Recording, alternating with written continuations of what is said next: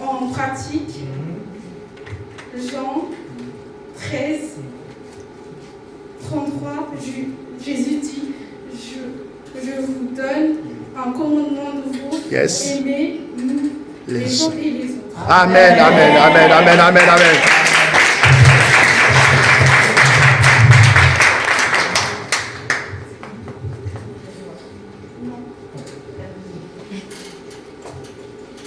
Nous allons lire 1 Corinthiens 13, versets 3, 4 et 7. La parole au nom de Jésus-Christ. Amen.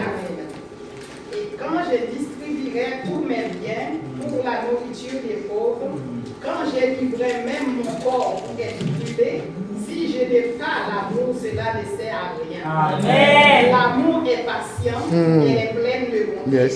L'amour n'est point envieuse. L'amour ne se vante point. Elle ne s'enfle point d'orgueil. Elle excuse tout, elle croit tout, elle espère tout, elle supporte tout. Amen. Amen. Si tu veux donner, tout donner tes biens pour avoir la gloire de Dieu, ça sans l'amour, ça ne sert à rien. L'amour ne vante pas.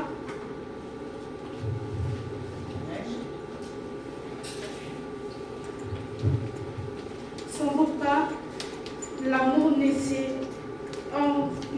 ordonne pas, mais l'amour pardonne tout. Amen, amen. Alléluia. Maintenant, parlons de la joie. Amen. Néhémie 8, verset 10.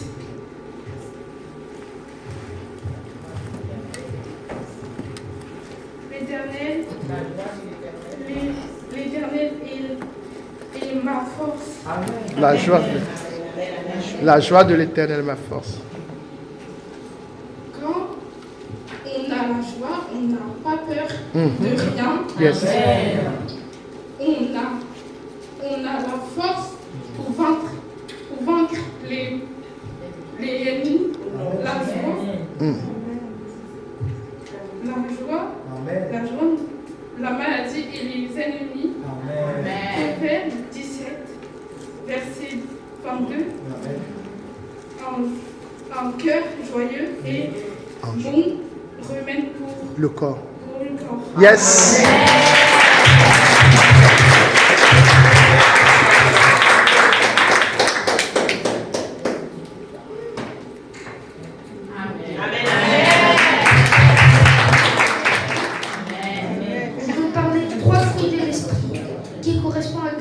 Verset 22, je veux parler de la paix, la patience et la bonté. Amen. Donc, la paix, ça nous aide à rester ferme et capable de vaincre le monde. Et la patience, ça nous aide à rester patient ce que Dieu nous avait promis. La bonté, c'est quand tu vois la chose s'accomplir dans ta vie. Amen.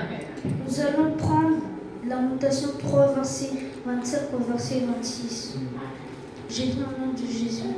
L'Éternel a de la bonté pour celui qui le cherche, l'Éternel a de la bonté pour celui qui compte sur lui, pour celui qui le cherche, il est bon d'attendre en silence le secours de l'Éternel. Est-ce qu'il y a quelqu'un ici qui attend en silence le secours de l'Éternel?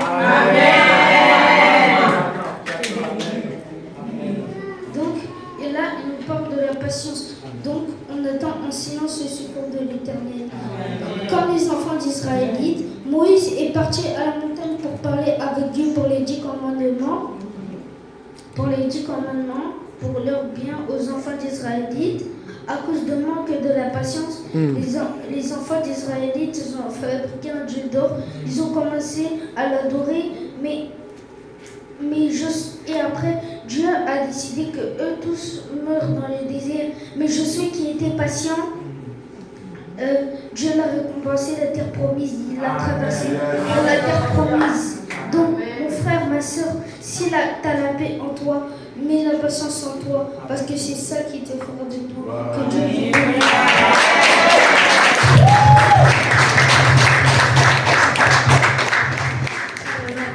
Shalom.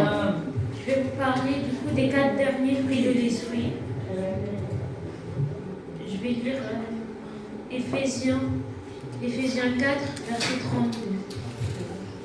Soyez bons et pleins de compassion les uns envers les autres. Pardonnez-vous réciproquement comme Dieu nous a pardonné. Amen. Donc, je vais commencer par la bienveillance. Amen. La bienveillance, c'est être bon, là, c'est non pas et pardonner comme Dieu nous pardonne. Amen. Ensuite, je vais lire Proverbe 11, verset 17.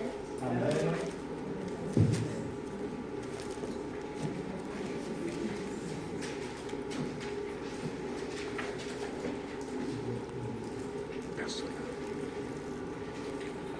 L'homme bon se fait du bien à lui-même, mais l'homme cruel provoque son propre trouble. Yes, c'est vrai. Donc ça veut dire que la bienveillance, c'est bien pour celui qu'on aime, mais c'est aussi bien pour nous. Mhm. Parce Amen. que Amen. quand on bénit quelqu'un, on est béni nous-mêmes. Yes, Amen. Yes. Ensuite, il y a la foi. Donc, je vais lire Hébreux 11, verset 1. Or, la foi, c'est la ferme assurance des choses qu'on espère, la démonstration de celles qu'on ne voit pas. Amen. Donc, ça veut dire que la foi, c'est croire en quelque chose qu'on ne peut pas voir. Amen. Ensuite, il y a Éphésiens 4, Éphésiens 2, verset 8.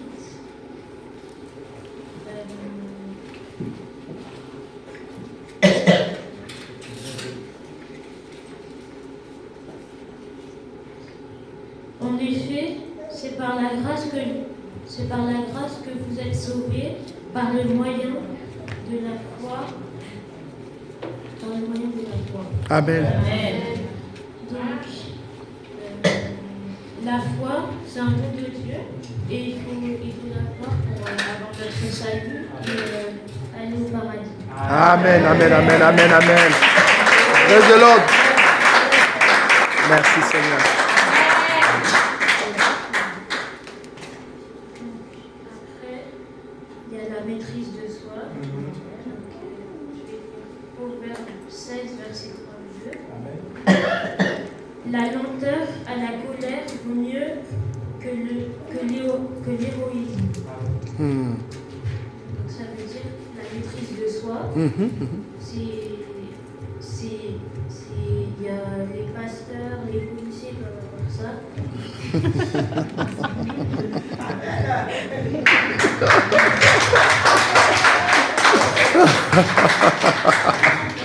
En fait, c'est avoir de la maturité, contrôler ses émotions et ses ambitions. Amen, amen, amen, amen.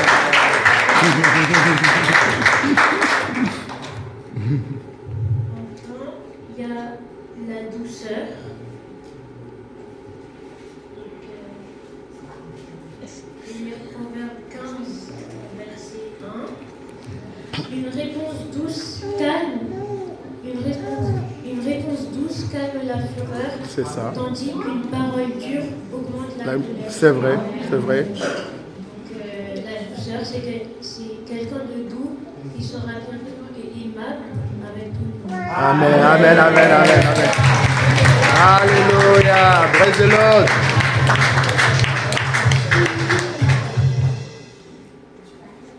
Shalom à tous, soyez bénis. Shalom. Alors aujourd'hui, je vais partager avec vous quelque chose sur l'amour rapidement. Amen. On va prendre Matthieu 22, versets 37 à 38. C'est bien. Matthieu 22, versets 37 à 38. Je lis au nom de Jésus. Jésus lui répondit, tu aimeras le Seigneur ton Dieu de tout ton cœur, de toute ton âme et de toutes tes pensées. Verset 38. C'est le premier commandement et le plus grand. Et voici le deuxième, qui lui est semblable. Tu aimeras ton prochain. Amen. Amen. Donc on comprend qu'en fait l'amour c'est une chose qui est essentielle et que c'est le plus grand commandement. Dans le verset 39, on nous dit qu'on va aimer son prochain comme soi-même. Donc on comprend que c'est important en fait de savoir comment se manifeste et comment produire en fait cet amour envers son prochain.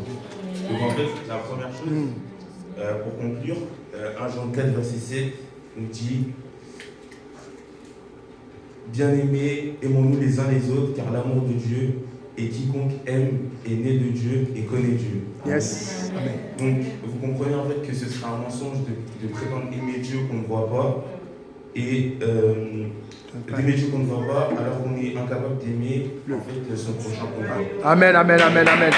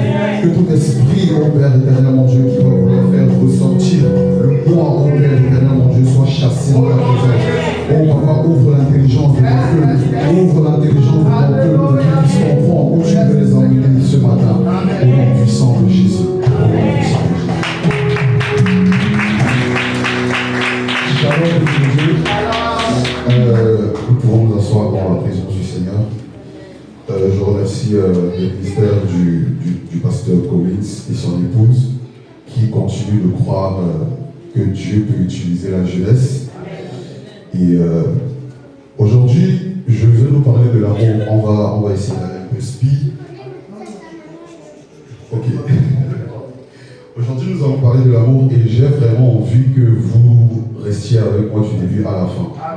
Amen. Amen. Vous savez, si ce n'était pas par l'amour de Dieu, nous ne devons pas être ici. Amen. Vous et moi, en ce lieu, en train de partager cette présence, cette portion que Jésus nous a laissée. Amen. Je veux nous enseigner sur l'amour de Dieu. Parce que vous savez, Jésus a dit vous adorez ce que vous ne connaissez pas. Donc, du moment où tu connais ce que tu es en train d'adorer, ça sera facile pour toi de manifester ça à tes proches. Amen. Donc, j'ai envie que vous m'accompagniez dans cette aventure pour que nous puissions étudier ensemble l'amour de Dieu. C'est quoi l'amour de Dieu? Amen. L'apôtre Jean a dit, celui qui n'aime pas n'est pas de Dieu, car Dieu est amour. Donc la nature de Dieu c'est l'amour. Dieu est amour. Donc ça veut dire que, et je sais pas, je crois que c'est un des enfants qui parlait tout à l'heure et qui a dit comment tu peux aimer, comment tu peux dire que tu n'aimes pas, tu aimes Dieu mais tu n'aimes pas ton frère que tu vois. Comment tu peux aimer Dieu que tu ne vois pas? Amen. J'aimerais que nous ouvrions la Bible dans le livre d'Éphésiens. Éphésiens chapitre 3.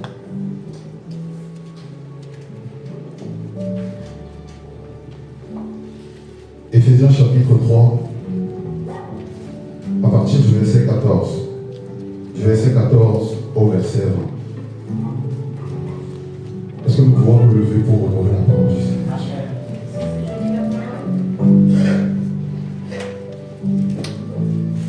C'est pourquoi je fléchis les genoux devant le Père, de qui toute famille tient son nom, au ciel, sur la terre, qui règne selon la richesse de sa gloire, armé de puissance par son esprit, pour que se fortifie l'homme qu'il fasse habiter le Christ en vous, cœur par la foi, enraciné et fondé dans l'amour. Vous aurez ainsi la force de comprendre avec tous les saints ce qu'est la largeur, la longueur, la hauteur, la profondeur, que de connaître l'amour du Christ qui surpasse toute connaissance, afin que vous soyez comblés jusqu'à recevoir toute la plénitude de Dieu.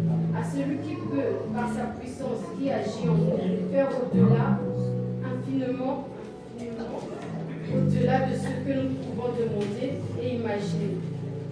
Amen. À lui la gloire dans l'Église, pour Jésus-Christ, pour toutes les générations des siècles. Amen. Amen. Amen.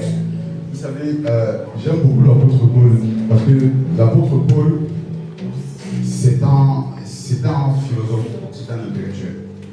Vous savez, dans l'ancienne alliance, Dieu a donné les 10 commandements.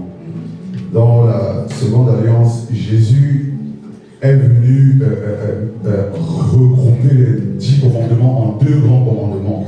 Tu aimeras le Seigneur ton Dieu de tout ton cœur, de toute ton âme, de toute ta force et de toute ta pensée. Tu aimeras ton prochain comme toi-même. Même si nous les chrétiens avons l'habitude d'ajouter, mais pas plus que toi-même. Amen. Et ce que l'apôtre Paul fait par la suite est très spécial, parce que l'apôtre Paul entre vraiment dans le détail de qu'est-ce que l'amour de Dieu. Parce que dire que vous devez manifester l'amour de Dieu, c'est quelque chose. Mais le comprendre, c'est une autre chose.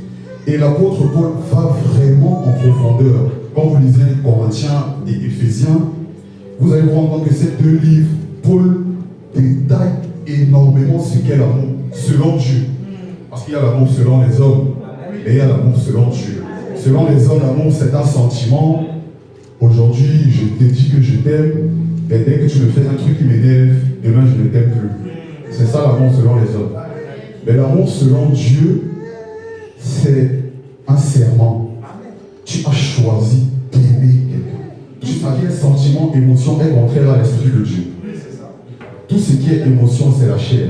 Donc, vous ne pouvez pas dire que l'amour c'est un sentiment, parce que l'amour, ce que vous dites, ce que vous appelez sentiment, c'est ce qu'on appelle la passion. Quand vous venez de rencontrer quelqu'un, par exemple, vous êtes heureux, vous avez cette joie, on appelle ça la passion. Ce n'est pas l'amour.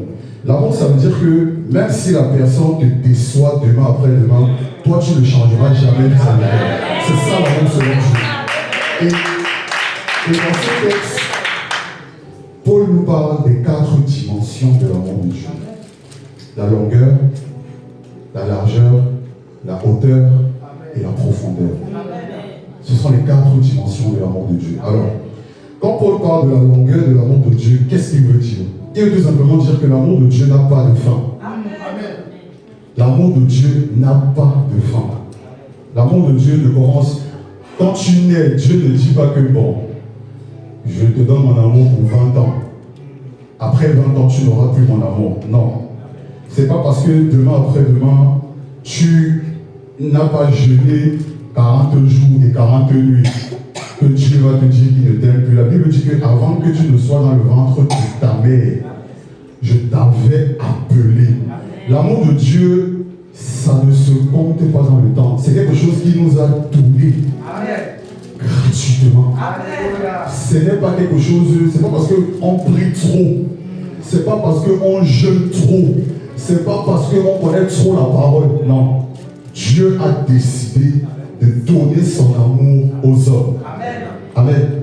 Et c'est ça l'erreur que nous faisons souvent avec nos proches. C'est-à-dire quoi? C'est-à-dire que quand on a un problème avec une personne, demain, on change de comportement vis-à-vis de la personne. C'est pas ça l'amour selon Dieu. Moi, j'aime beaucoup mon frère Ophéry parce que nous, on a souvent nos problèmes. Les personnes sont au courant. Des fois, les mercredis ici, à la fin de la prière, tout le monde reste ici bagarré. Après, quand on finit là, même si mon frère Ophéry m'a aidé, si demain il m'appelle, il me dit j'ai besoin de toi, je vais me lever. Je vais me lever. C'est ça l'amour. Non seulement je me lève parce que je l'aime, de deux, je me lève parce que c'est mon leader. Amen. Vous devez apprendre à aimer sans que les comportements de la personne en face ne vous affectent et ne vous poussent à changer d'attitude vis-à-vis d'elle. Amen. On va aller plus loin. La largeur de l'amour de Dieu, c'est quoi? La largeur de l'amour de Dieu, c'est juste une façon de dire que l'amour de Dieu, c'est pour tout le monde. Que tu sois bon, que tu sois mauvais, l'amour de Dieu, c'est pour tout le monde. Jésus a dit dans Matthieu 5, je fais lever mon soleil sur les bons et les méchants. Je fais tomber ma pluie sur les bons et les méchants. Donc, que tu sois bon, que tu sois mauvais, Dieu t'aime. Amen. Vous savez, j'ai une très bonne amie à moi, elle étudie au Sénégal. Et cette fille aime énormément le Seigneur. Elle vit pour Dieu. Sauf que Dieu l'a mis à l'épreuve. C'est-à-dire, son papa a divorcé de leur maman et il s'est remarié avec une jeune fille. Et cette jeune fille, elle pratique. Donc, elle ne se cache pas. Elle fait une pratiquante. Elle fait la sorcellerie. Donc, elle ne se cache pas. Elle, tout le monde le sait. Et du coup, leur papa les a beaucoup fait du mal. Énormément souffrir. Et un jour, elle m'appelait sur WhatsApp, on parlait, on causait et tout. Et pendant qu'elle me racontait sa situation, Dieu me dit, je ne peux pas agir dans sa vie si elle ne pardonne pas son père et sa belle-mère. Si elle ne pardonne pas son père et sa belle-mère. L'Esprit de Dieu me dit, dis-lui. Il dit que Seigneur, tu es souvent trop. Elle est en train de pleurer, quand même, ça finit la mort. Et quand je lui ai dit, elle me dit, je sais. Parce que j'ai déjà reçu ça. Mais je ne comprends pas pourquoi Dieu me demande de pardonner à une femme qui nous a fait du mal, mes frères et moi. Je lui ai dit que la preuve que Dieu aime cette femme, c'est que Dieu l'a envoyée dans ta famille pour que toi tu puisses la sauver. C'est ça une preuve de l'amour de Dieu. Vous savez, il y a un temps pour détruire les ennemis, mais il y a un temps pour dire aussi à Dieu que Seigneur, bénis les vies. Il y a un temps, Jésus a dit que priez pour ceux qui vous haïssent et bénissez ceux qui vous maudissent. Jésus n'était pas fou. Amen. Vous savez, dans le jardin de Gethsémani, quand Judas est venu avec les gars pour arrêter Jésus, c'est ce que Jésus lui a dit. Fais ce que tu as fait, mon ami. Jésus a appelé Judas mon ami. Quelqu'un qui vient te trahir. Quelqu'un qui vient te tuer. Mais Jésus l'a appelé mon ami. Et Jésus allait plus loin en disant, il n'y a pas de plus grand amour que de donner sa vie pour ses amis. Amen. Amen. Je prie que ce matin, que Dieu vous donne la force de pouvoir surmonter toutes les mauvaises choses que vos proches, que vos membres de famille peuvent vous faire. Parce que c'est quand vous allez aller au-delà de ça. Vous savez, il y a personne, tu ne peux pas, quelqu'un qui t'a fait du mal, parce que la prière là sera sincère. Parce que tu ne peux pas prier pour quelqu'un si tu ne portes pas cette personne à cœur. On ça veut dire quand tu ouvres ta bouche pour prier pour une personne qui t'a fait du mal, non seulement Dieu te donne la force de pouvoir pardonner à cette personne, et cette prière sera beaucoup plus sincère. Amen. Ensuite, après la largeur, nous avons la hauteur. J'aimerais qu'on ouvre la Bible dans Éphésiens chapitre 2. Éphésiens chapitre 2, le verset 8. Éphésiens chapitre 2, le verset 8. Je lis la parole au nom de Jésus. La Bible dit, car c'est par la grâce que vous êtes sauvés par le moyen de la foi. Et cela ne vient pas de vous, c'est le don de Dieu. Amen. La hauteur de Dieu, c'est pour nous faire comprendre que personne ne mérite l'amour de Dieu. Dieu a décidé de donner son amour aux hommes. Dieu n'a pas organisé un concours. Dieu n'a pas dit celui qui va jeûner plus que l'autre. Dieu n'a pas dit que celui qui va prier plus que l'autre. Dieu n'a pas dit que celui qui va maîtriser les 66 livres de la Bible plus que l'autre. C'est à lui que je veux manifester mon amour. Vous savez, si Dieu décidait même d'organiser un concours pour savoir qui mérite son amour, personne d'entre nous ne mérite son amour. Personne. Et Dieu le sait. Et Dieu le sait. Vous savez, la Bible dit dans Jérémie dit dans la lamentation de Jérémie, les bontés de l'Éternel ne sont pas épuisées et ses compassions ne sont pas à leur terme. Elles se renouvellent chaque matin. Ça veut dire quand tu dors, tu te lèves le matin, la grâce de Dieu se renouvelle dans ta vie. Tu n'as pas besoin de jeûner pour ça. C'est déjà là. Et la Bible dit que Dieu ne se répand pas de ce qu'il a donné. Dieu nous a donné sa grâce. C'est pour ça que vous allez voir, il y a des gens, vous savez, pour trouver le travail, tu es obligé de venir à l'église. Tu sors, tu postules, tu prends le travail. Si tu veux le mari, ce n'est pas l'église. Tu sors là, tu vas t'asseoir dans des restaurants, des gens vont venir t'aborder. Toi-même, tu peux partir aborder les gens. C'est pour ça que ce que je dis. Ce que vous faites comprendre, c'est qu'il y a des gens qui ne prient pas, qui ne suivent pas Dieu, mais qui sont bénis. Pourquoi? Parce que c'est la grâce de Dieu qui est dans leur vie. Tu n'as pas besoin de prière pour ça. C'est déjà là.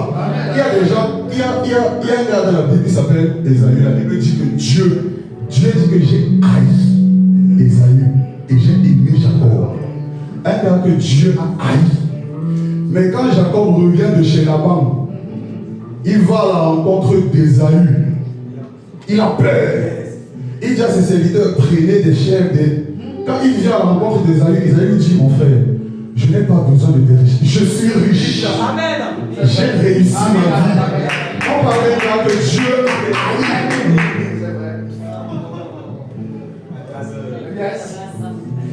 mais même si Dieu t'a, la grâce est déjà là. C'est déjà là. Tu n'as pas besoin de jeûner 365 jours. Non. La grâce de Dieu est déjà dans ta vie. Et c'est la même chose que vous devez faire avec votre prochain. Vous ne devez pas montrer aux gens qu'ils doivent mériter votre amour. Non. Oui, tu m'as dit que tu m'aimes, mais tu dois me prouver que tu m'aimes. Tu dois me prouver que tu m'aimes. Moi, je n'écoute pas les paroles, je regarde les actions.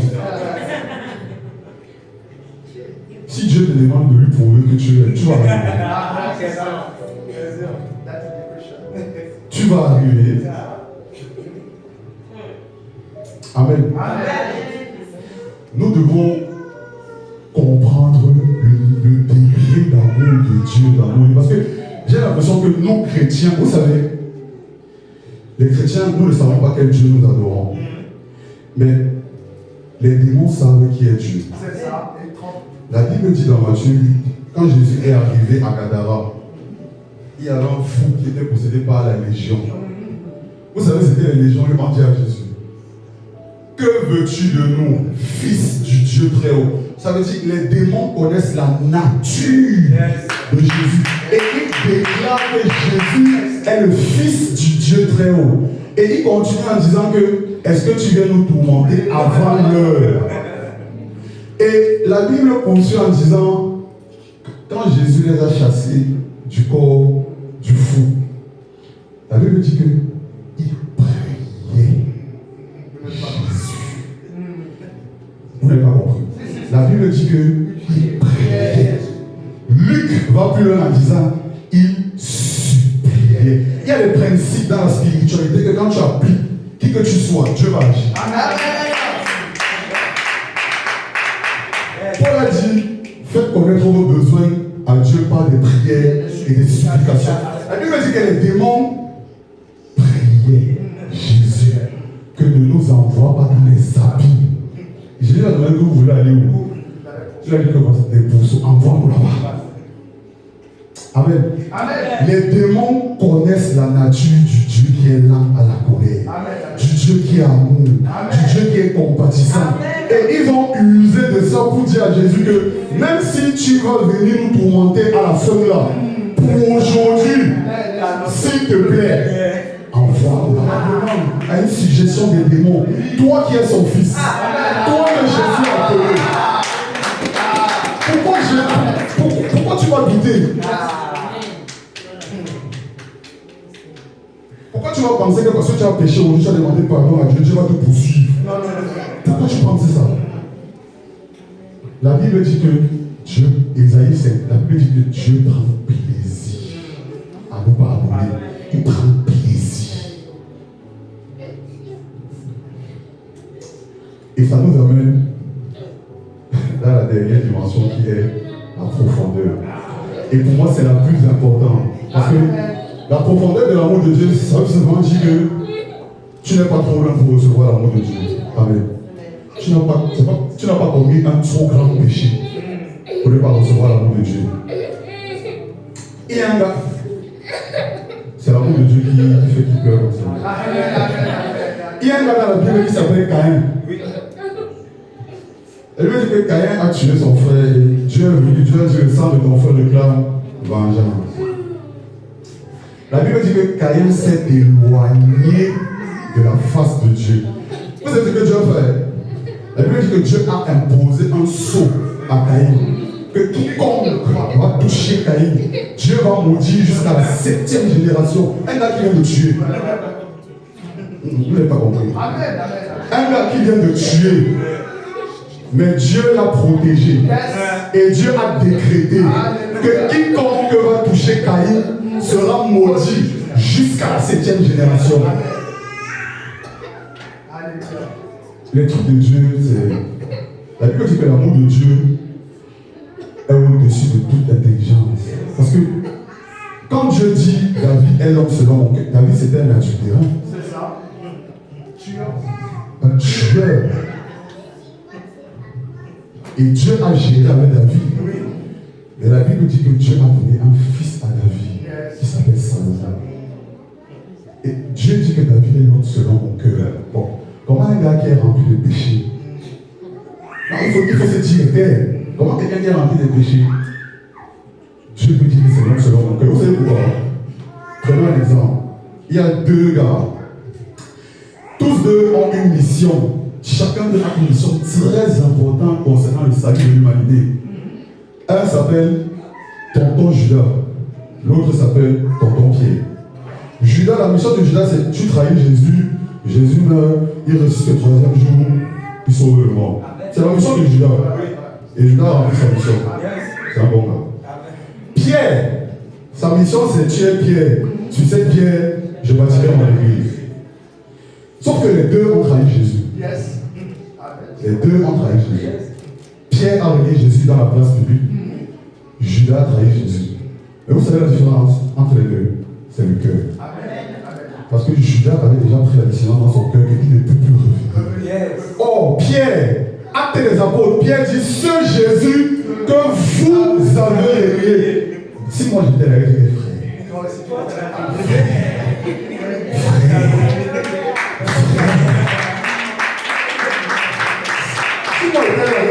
que boss, n'abuse pas quand même. Mais la différence entre les deux, c'est que Pierre, dans son cœur, il n'a pas renié Jésus. Et il a renié Jésus sur la place publique. Mais les deux ont géré deux places. Et Jésus est revenu. Jésus lui a dit, Pierre, m'aimes-tu? Oui, Seigneur, je t'aime. Pierre, m'aimes-tu? Oui, Seigneur, je t'aime. Pierre, m'aimes-tu? Oui, Seigneur, je t'aime. Que répondit? Le problème est fini. Donc, c'est fini. Donc, c'est pour ça que Jésus a pardonné à Pierre. C'est tout. Et c'est ça le problème avec les chrétiens. Parce que les chrétiens pensent que quand ils pêchent, ils sont trop sales pour revenir à Dieu. Si ce n'est pas Dieu qui te lave, qui va te laver?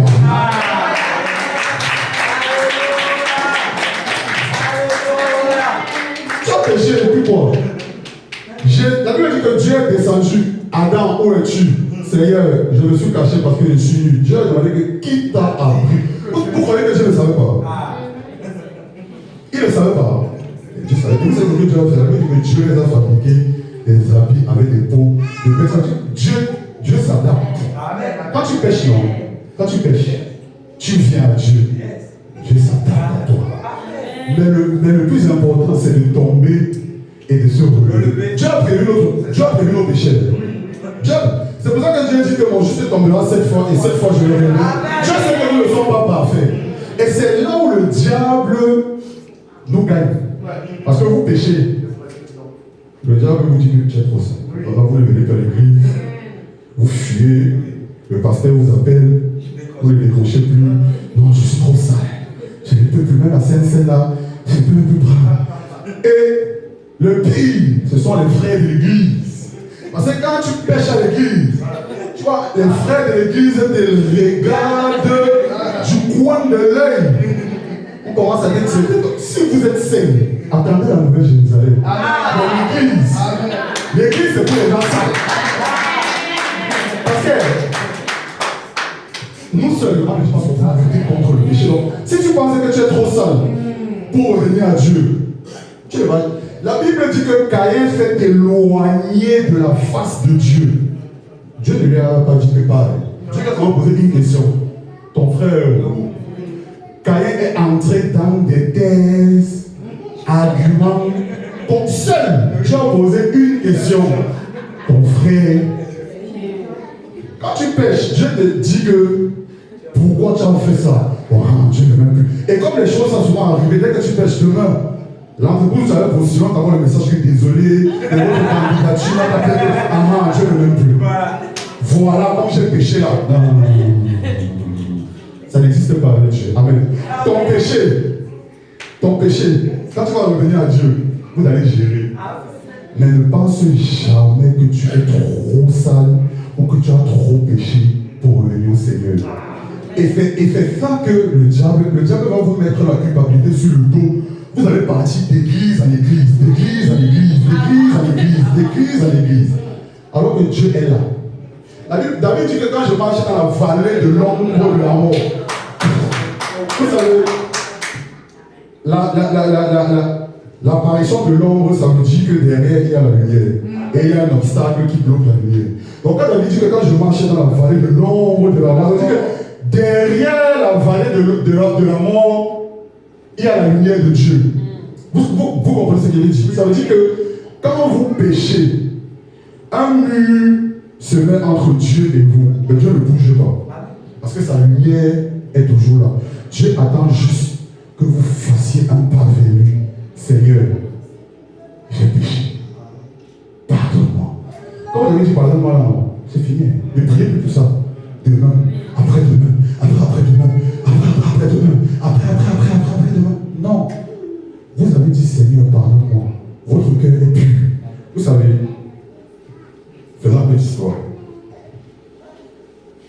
Avant, Dieu avait fait un deal avec le diable. La Bible dit que ceux qui pêchent sont du diable. Donc, il y avait un deal entre Dieu et le diable. Ceux qui pêchent, c'est pour toi. Ceux qui ne pêchent pas sont pour moi. Mais il y a l'existence d'un peuple. Il y a l'existence d'un peuple qu'on appelait Israël. Même Dieu a dit que c'est un peuple beaucoup rare. Ces gars étaient des pêcheurs professionnels. Mais comme Dieu les aimait tellement, donc, Dieu est parti revoir les termes du contrat avec le diable pour dire que bon, les gars, si je les laisse, ils vont tous mourir. Mais je ne peux pas. Parce que je veux faire quelque chose au travers de ce pays. Donc, ce que Dieu a fait, quand un membre d'Israël péchait, ou que le peuple péchait, on prenait 2 bouts de taureaux. Aaron entrait dans la tente d'expiation, il mettait les mains sur les deux, sur un taureau, il priait, il présentait les péchés du peuple, et on sacrifiait le taureau. Le deuxième taureau, un homme était chargé de l'amener dans les profondeurs du désert pour Azazel. Lévitique chapitre 16, allez lire. Un homme était chargé d'amener un taureau dans les profondeurs du désert pour Azazel. Donc, c'était le nouveau deal. Que bon, comme les gars pêchent, ils vont me sacrifier un taureau, toi aussi tu auras ton taureau. Sauf que Dieu, dans son intelligence et dans son amour, il a fait venir un gars qui s'appelle Jésus. La Bible dit que c'était il ne lui a point trouvé de péché. Sauf que le diable l'a crucifié. Donc, tu as pris un juste. C'est pour ça que la Bible dit que Jésus nous a rachetés. Racheter, ça veut dire qu'on appartenait à Jésus. Mais après, Jésus a perdu le droit sur nous. Donc maintenant, par sa mort et son sang, Jésus est venu nous racheter des mains du diable. C'est pourquoi tu ne dois plus te soucier de que, Seigneur, je vais t'appeler. Vous savez, Paul a dit, dans le nom de Jésus, nous avons le oui à toutes les promesses de Dieu et le Amen. Ça veut dire que tout ce que tu demandes à Dieu, Dieu a déjà exaucé. Si tu pries et que Dieu t'a encore exaucé, ça veut dire que Dieu t'a encore crucifié Jésus. Et ce n'est plus possible. Tout ce que tu as demandé à Dieu, c'est déjà exaucé. Mais le miracle de Dieu dans ta vie, ce n'est pas de te donner les pieds, la voiture, compte à banque 6 chiffres. Même si c'est pas mauvais. Mais ce n'est pas ça le miracle de Dieu. Ce que Dieu veut, c'est que lui et toi, vous ayez une relation. C'est pour ça que quand Dieu vient se présenter, il dit le Dieu d'Abraham, d'Isaac et de Jacob. Isaac avait 2 fils. Mais la différence entre Ésaü et Jacob, c'est que Ésaü a la grâce de Dieu s'est manifestée dans la vie d'Ésaü, mais Ésaü n'avait pas de relation avec Dieu. Et c'est ça qui doit être notre target. C'est ça qui doit être notre but. Les richesses du monde sont là. Jésus a dit que aucun homme ne me suivra dans ce siècle présent s'il abandonne ses terres, ses maisons, ses frères, ses sœurs, sans en recevoir le tout. Donc, les bénédictions que tu cherches là, Dieu t'a déjà donné. Parce qu'il t'aime. Mais c'est parce qu'il t'aime aussi qu'il veut que lui et toi, vous ayez une relation. Amen. Les gens, si vous avez des proches qui viennent vous voir, qu'ils ont des problèmes, ne les jugez pas. Ne les jugez pas. Paul a dit, je me suis fait à tous pour essayer d'en sauver au moins quelques-uns. Il en a parlé de sa vie. Ne lui dites pas que les choses du monde, là, moi je suis né de nouveau. Ne me cherchez plus là-bas. Non. Dieu l'envoie dans ta vie pour que tu puisses lui transmettre un message. Ça ne sert à rien de le juger. Parce que, et c'est pour ça que les gens disent souvent que les chrétiens sont les plus hypocrites. Parce que les chrétiens sont les premiers à juger les gens. Il ne faut pas juger. Jésus a marché avec les tueurs, les prostituées. Mais Jésus ne les a pas jugés. Parce que quand tu juges quelqu'un, la personne se fait automatiquement. Et tu as perdu. Tu as perdu. Que ce soit à l'église. Si vous avez un frère qui a péché, ne le jugez pas. Ne crachez pas sur lui. Vous n'êtes même pas obligé de partir raconter ce qu'il a fait dehors. Si vous êtes au courant de ce qu'il a fait, priez pour ça et tuez ça. Ne partez pas raconter à gauche, à droite. Ce n'est pas la même. Parce que si Dieu devait faire le constat de tous nos péchés, c'est que l'église n'existe plus. Je parle à quelqu'un. Manifestez l'amour de Dieu envers vos proches, envers les gens qui ne vous aiment pas. Vous savez, on ne se justifie pas tout le temps. Les seules personnes à qui Jésus a dit je suis le Fils de Dieu, c'est là, c'est ici. Quand Jésus est arrivé devant Hérode, es-tu celui que tu dis que tu es? Jésus dit que c'est toi qui le dis. Et il y a les gens avec qui vous n'êtes pas obligé de trop discuter. Mais quand Dieu vous envoie quelqu'un, vous savez, il y a des fois où vous êtes assis. Un ami vient vous écrire. Je ne sais pas, j'ai un problème, mais j'ai ressenti l'envie de parler de ça avec toi. C'est Dieu. C'est Dieu qui envoie cette personne. Du coup, si vous commencez à juger cette personne sur ce qu'elle vous raconte, vous êtes en train de faire l'œuvre du Seigneur. Amen. La profondeur de l'amour de Dieu, ça veut tout simplement dire qu'aucun péché. Romains 5, Paul dit, là où le péché a abondé, la grâce a surabondé. Ça veut dire qu'aucun péché n'est trop haut pour la grâce de Dieu dans ta vie. Aucun péché n'est trop haut pour l'amour de Dieu dans ta vie. Mais attention, je ne vous demande pas d'aller pécher. Parce que vous allez dire que vous êtes venu au culte des jeunes. On nous a dit d'aller pécher. Ce n'est pas ce que j'ai dit. Mais je suis en train de dire que s'il arrive que vous péchiez, Ne pensez pas que c'est ça qui va faire que Dieu s'éloigne de vous. Parce que si Dieu voulait s'éloigner de vous, il aurait fait depuis. Amen. Mais Dieu vous aime. Et c'est parce qu'il vous aime qu'il m'a envoyé vous transmettre ce message. Manifestez l'amour. Manifestez l'amour. Manifestez l'amour. Manifestez l'amour. Manifestez l'amour. Amen. Je vais en partager de ce moment. Amen.